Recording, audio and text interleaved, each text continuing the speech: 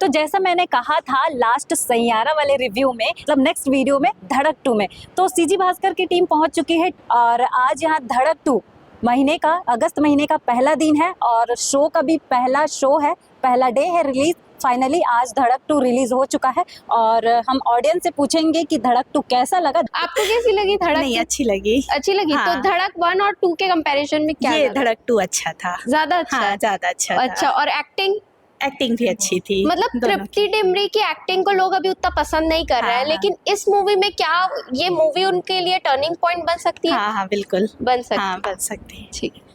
कैसी लगी धड़क 2?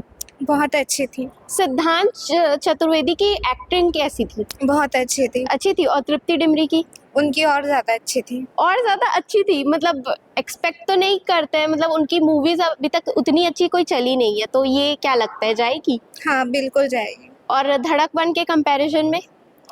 दोनों ही अच्छी है वैसे तो। हाँ। लेकिन इसमें की स्टोरी थोड़ी डिफरेंट है, हम्म। तो हो सकता है लोगों को ज्यादा पसंद है। धड़क 1 देखा था? नहीं देखी थी। नहीं देखे थे? कैसी लगी? एक्टिंग कैसी है? बहुत मतलब सब अच्छा है? कितने मेरे को तो रोना आ रहा है बताने में। रोना आ रहा है?